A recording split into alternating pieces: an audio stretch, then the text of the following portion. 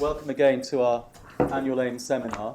We have a panel discussion on the topic of shareholder activism, which, as many of you know, for good or bad, has increased significantly in the UK over recent years and is much reported about in the financial press. And Harry's got a copy of the FT I see on his desk there. You'll see on the front page of the FT today, the Activist Shareholder Value Act is reported as doubling its stake in Rolls-Royce, causing a lot of grief to the board for some board change. So a very topical time to be discussing shareholder activism.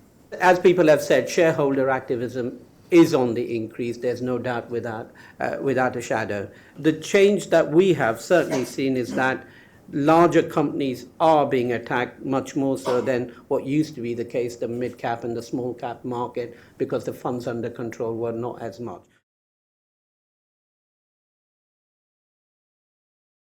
And good advisors will always recommend to engage with the activist shareholder to understand what exactly are they looking for. And companies who survive actually have a positive engagement, and some of the work that we've done around actually hasn't seen the sort of newspaper or hasn't been exposed to the media. Why? Because the management has engaged positively with the activist shareholder and tried to understand if some of their ideas might be worthwhile. I fully accept you've got to engage to some degree, but where it is purely personal, where the requisitionists are purely just after the job of the CEO, they want to replace him with somebody else, that I think, a board on the receiving end does also have to weigh, what merit is there in negotiating when really what they want is my head. Ultimately, maybe the board should have just taken a step back and said, well, the best thing to do is let the non-exec go, because this dispute is just turning the company upside down.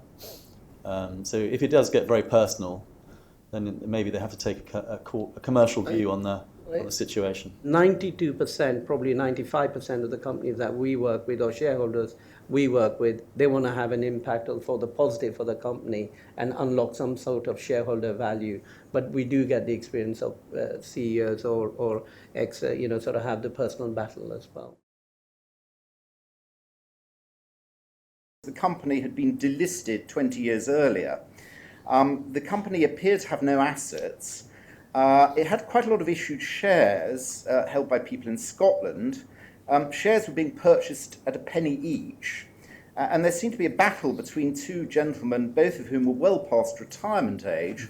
It was rather unclear whether one of them existed. That became an issue in the case later on, whether he was being impersonated by someone else. And the case turned on a requisitioned general meeting in Scotland, which took place. The case in the end was won on the interesting point that the solicitors acting for the new management had obtained requisitions signed by members, but they decided only to put in the precise number of requisitions needed under the then Companies Act, and no more. They thought they'd hold back some in case they needed another go. Unfortunately, though, that meant that any single one requisition that was invalid invalidated the whole meeting.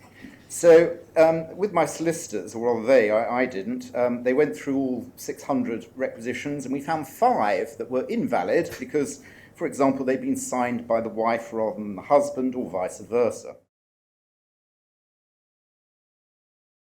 Quite possibly the same for Harry on the PR front, is when there are rumblings towards a requisition, towards shareholders demanding board changes, then you are starting to get involved with the company about how you can strategize, what you can do to try and preempt that. There are legal requirements, but a lot of that is about the PR message. The things I've learned, first of all, is the now low 5% requisition threshold for shareholders who want to get together, force a meeting, try and impose board changes on a listed company. That's usually what we see the requisition format used for. The threshold came down from 10% about 5 years ago as a result of the Shareholder Rights Directive. The other major lesson that I've learned as we've gone through this is also just how low the percentage can be of effective control for a listed company where the ownership has become very disparate. So 30% is the takeover code and listing rule definition of a controlling shareholder stake. But I've certainly found in my experience that where the shareholder base is widely spread, where management or initial backers have either been diluted or ebbed, or their shareholdings ebbed away in other ways, the new shareholders coming in who can gather around about 20 to even probably up to about 25%, that can be enough to get ordinary resolutions passed, therefore to make board changes. The war of words does come into play as far as the media is concerned, and how companies actually approach themselves. The other areas, obviously, the no votes that we talk about, also the PR people we get into as well. But how do we actually plan a campaign is something I would like to share and sort of give an insight into. The first thing we do itself is that we put ourselves into the shoes of the activists themselves.